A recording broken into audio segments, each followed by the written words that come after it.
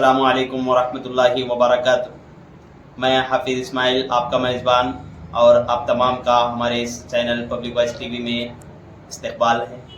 चलिए नाजरीन, आज की एक अहम खबर की तरफ हम रुख करते हैं। चिंचोली में निकाली गई वक्फ तरमीमी बिल के खिलाफ एहतजाजी रैली।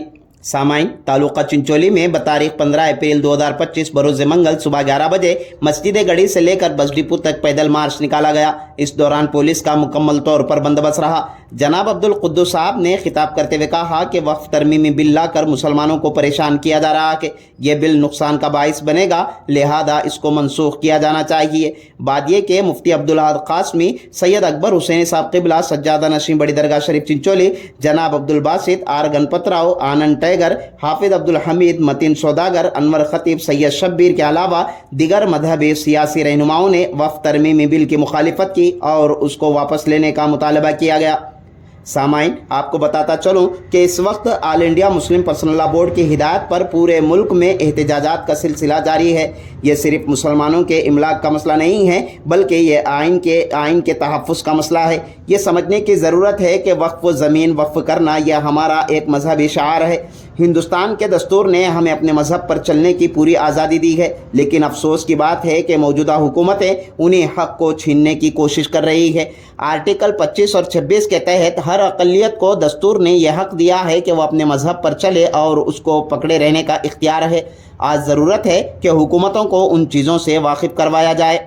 सामाइन, आपको मजीद वजाहत कर दूं कि अप्रैल को सुप्रीम कोर्ट में चीफ जस्टिस ऑफ इंडिया की क़ियादत वाली बेंच 10 अर्जियों की समाअत करेगी।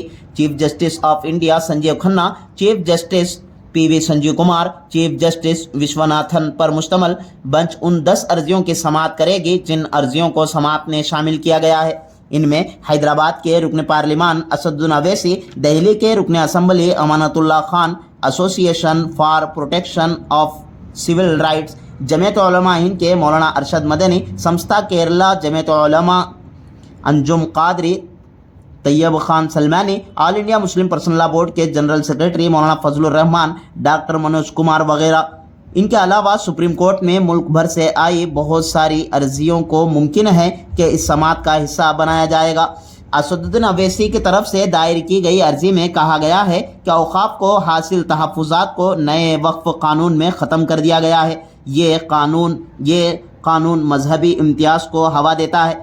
अमानतुल्लाह खान ने अपनी अर्जी में वक्फ कौंसिल और वक्फ बोर्डों में गैर मुस्लिम मेंबरों की शमूलियत को चैलेंज किया है और कहा है कि यह आइन की दफ़ा 14 से मुतज़ादिम है।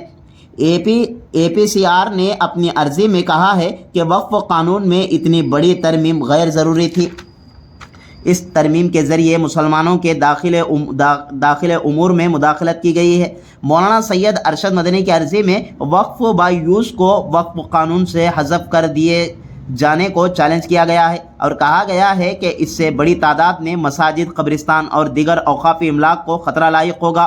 संस्था केरला जमीयत उलमा ने अर्जी में कहा है कि इस तरमीम से औक़ाफ़ी इमलाक की मजहबी हैसियत मुतासिर होगी। सामाइन, बहुत से नुकात इस वक्त ज़ेर बहस है। इसी के साथ आगे बढ़ते हुए एक और ख़बर की तरफ हम रुख करते हैं। हाल ही में एक प्रोग्राम के दौरान मुअत्तल शुदा BJP MLA बसनगौड़ा पाटिल ने नबी करीम सल्लल्लाहु अलैहि वसल्लम की शान में ज़ुबान दराजी की है, जिसके ये रवैये से मुसलमानों के जज्बात मजरूह हुए थे। चिंचोली ऑल मुस्लिम कमेटी ने अपने गुस्से का इजहार करते हुए एहतजाजी रैली निकाली और फिलफौर माफ़ी के साथ सदा का मुतालबा करते हुए तहसीलदार चिंचोली के ज़रिए वज़ीर आला को मेमोरेंडम पेश किया गया। इस एहतजाजी रैली में अहमद बागबान, शेख फरीद, ज़ियाउर रहमान, असलम सौदागर, मंजूर अहमद, हसन हाशमी, मोहम्मद सागिर के अलावा दीगर बहुत से अफराद शरीक थे। ಇವನ್ ವಿಷಯ ಬೀಜ ಬಿತ್ತಲಾಕೆ ನಮ್ಮ ಚಿಂಚೋಳಿಗೆ ಬಂದ ಬಸವನಗೌಡ ಪಾಟೀಲ್ ಇರ್ತಾರ ಮತ್ತ ಮೊದಲನೇ ಗಡಿ ಪಾರ್ ಮಾಡ್ಬೇಕು. ಇನ್ನು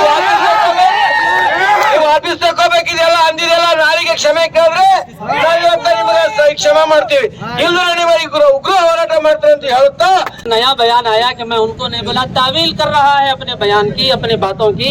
हम उसको तावील को नहीं मानते। अगर वो तावील कर रहा है तो हम हुकूमत से कहेंगे, हम हुकूमत से हमारा मुतालिबा है कि वो हमारी मुसलमानों से माफी मांगे और आइंदा इस तरह की हरकतें और इस तरह का तबसरा करने से अपनी जबान पर ताला लगा ले। के अंदर उस कानून के तहत लिमिटेशन से औकाफ को प्रॉपर्टी को जोड़ दिया गया है। अगर कोई आदमी ताकत के बल पर औकाफ की जायदाद पर 12 साल काबिज रहा तो उसको मालिक डिक्लेयर करने की गुंजाइश ये नए कानून में मुहैया की गई है, जो दस्तूर के बुनियाद के बिल्कुल खिलाफ है। और एक बात यह है कि औकाफ की प्रॉपर्टी इस वक्त इंडियन गवर्नमेंट के बहुत सारे इदारों के कब्जे में। और ये जो प्रोपेगेंडा किया जाता है कि औकाफ की प्रॉपर्टी लाखों की है मुसलमानों की, और ये किसी भी जायदाद को औकाफ की जायदाद समझकर उस पर दावा करते हैं, मुसलमानों की सपोर्ट की उसको जरूरत होती है। और आप लोगों की सपोर्ट के जरिए से ये हुजूर की शान में गुस्ताखी करके पार्टी में दोबारा नया मुकाम हासिल करना चाहता है।